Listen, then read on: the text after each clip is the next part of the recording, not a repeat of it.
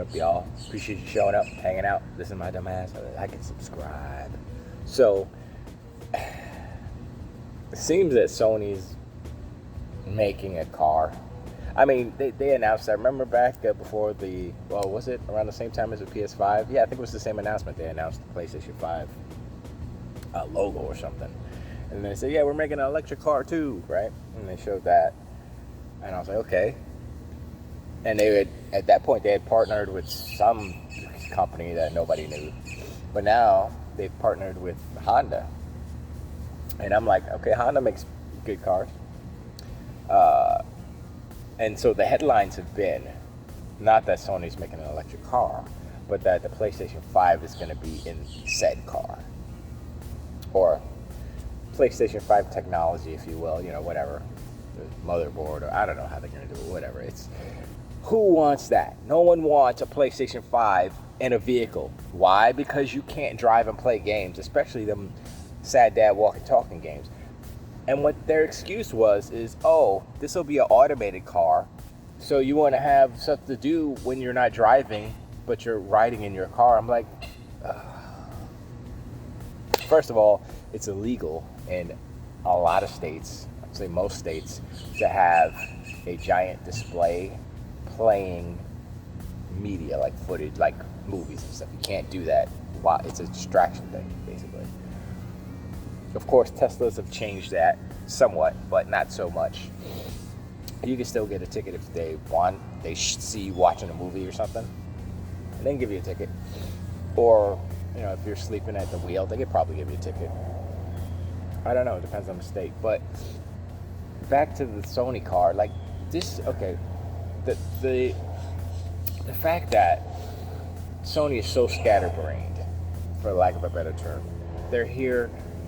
Electric cars, really? First of all, they're not set up to make electric cars. That's why Honda has to make the car, and they're going to put their electronics in it, So say that.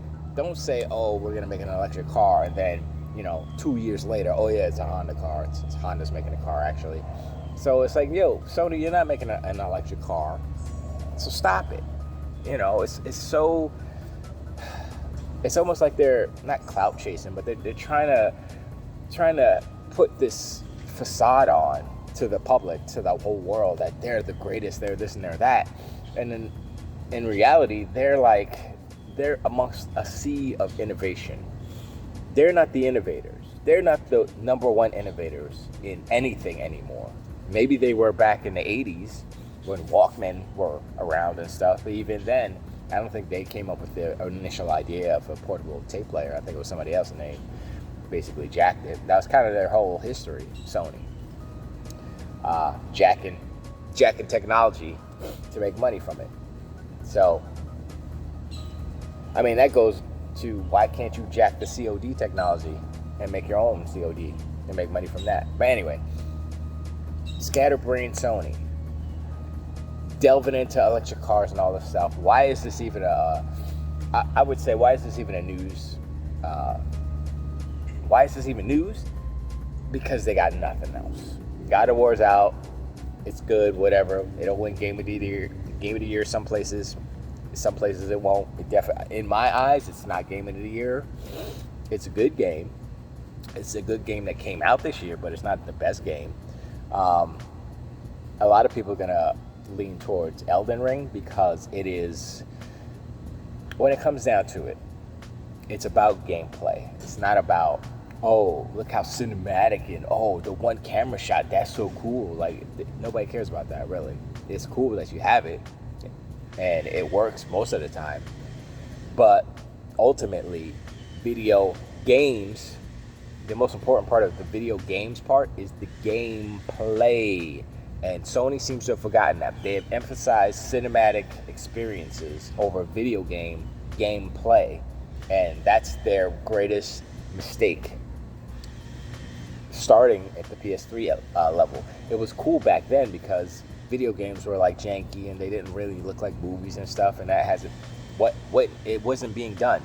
But now, it's being overdone. Specifically by Sony. So every game that they put out, if it's not that, it's going to be trash, right? Look at Destruction All-Stars. The game itself was probably fun, maybe, but it wasn't what people expect. People expect from Sony are the cinematic sad dad walking simulators. I mean, it doesn't have to be a sad dad. It could be a happy mom. I don't know, whatever. You know, change the words, change the adjectives, if you will. But it's still the same. Cinematic is the first adjective in this descriptor of games that Sony are expected to make. When you say AAA banger from Sony, cinematic is the first word, and that's bad. This is why. This is why Elden Ring will win Game of the Year in other places, because the gameplay. The gameplay is paramount to anything else, because this is a video game. With that being said, I've been playing a lot of Vampire Survivor. Now, when you look at Vampire Survivor, I know I've touched on this before, but when you look at Vampire Survivor, just a screenshot, right? You look at Vampire Survivor, and then you look at Elden Ring, and then you look at God of War, you're like, ew, what is this 16-bit garbage pixel game? This is not, that's not going to win Game of the Year. Ew, get out of here. God of War all the way, right? Now, I would say anybody who says that Vampire Survivor doesn't deserve a Game of the Year nomination at least is not a gamer, because Vampire Survivor is all about gameplay. It's not about the graphics. You know, you look at it, it's like, yes, it's a goofy little pixel art game, high resolution pixel art game, but nonetheless pixel art. You know, think of Amiga 500, or think of I wouldn't even say Genesis, or it's actually higher resolution than those 16-bit games, probably a 32-bit, you know, something like that, but it's still pixel art, but it has higher pixel density. But anyway, so when you look at it that way, it's the gameplay. I got the red guy with the cross, and he's like, he looks like a devil. He has like hoof feet and stuff. I don't know what he is. I forgot his name. But once I got him, he has the cross as a starter weapon. Once I got him, I was like, well, I'm gonna just do all of the stages with him. And so that's the beauty of Vampire Survivor, is that you have all these different characters that you can choose from, and each one, it keeps a tally of the levels that you've completed with each character. So what a gamer says is, well, I got to do every level with every character. Let's go. And that's what's happening with me. I started with I think his name's Kyros or whatever, and I've done almost all of them. I've just passed the bonus level, which is all the plants, and then I'm going to the next one, which is it the tower after that, or I can't remember, but there's some after that, but then I have one that I haven't unlocked yet. So, and I'm still trying to. There's this one, the tower. Okay, I got an issue with Vampire Survivor. The tower, right? There's a coffin on the tower, but you can't get to it. So I'm like, how am I supposed to? Because the tower is vertical, right? And the coffin's like off to the side. I'm like, huh? How is this? I can't. I maybe gotta look it up or something. Maybe I don't have the right character to get him. Whatever, it doesn't matter. But it's addictive, to say the least. They have the exact amount of progression. It's a roguelike, but it's a roguelike inverted hell. Whatchamacallit? Bullet hell. There it is. a roguelike inverted bullet hell game, and it's so good, and it illustrates to me why games like this need to happen, why games like Elden Ring need to happen, and why games like God of War, Ragnarok, and all the ilk, Last of Us and stuff, they're fine. They can exist within the games, but they cannot and will not, I would say, continue to be the dominant kind of front runners, because the tricks that they're employing in these games are similar to, I mean, it's cinematic, so it's like if you see movies and you watch movies, there are bad movies and there are excellent movies. It really is about the writing, it's about the performance, it's about all those things. And in order to keep the level of quality up on those type of games, you have to literally make a movie and a video game and smash them together, which is why the budgets are so high on these games, which is why the rate of return isn't that great, because there's no replayability, because it's a cinematic game. Vampire Survivor, I'm playing over and over and over and over and over, leveling up all my things, getting all the items. And it's a simple game. What is it, like $5 or something? $10? It's not. It's like $3. But I don't even know how much it costs because it was on Game Pass. I was like, let's go. So, gameplay always trumps anything else. And while Sony is fooling a lot of the public with this flash, it's not going to last forever.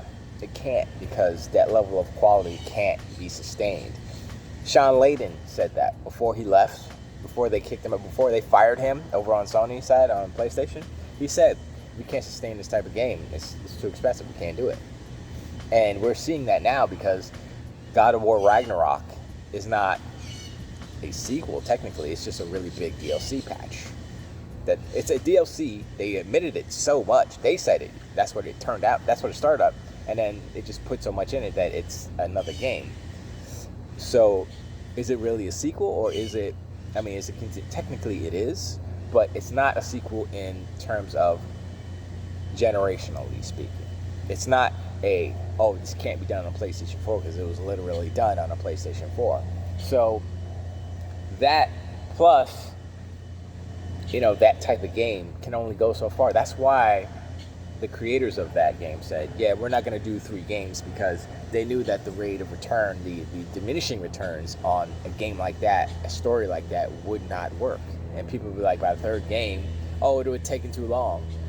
Okay, sure. Or people don't care at that point. And what they should probably start doing, Sony, since you want to make these movie type games, treat it like a movie. So instead of saying, we're just going to do one game at a time, do the Back to the Future 2 and 3 route. Do both games at the same time. Do all the cinematics, all that stuff, all at the same time.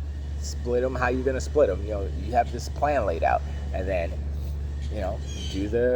do it that way. That way you can release it 1 year, boom, God of War Ragnarok, and then next year you can have the next one ready.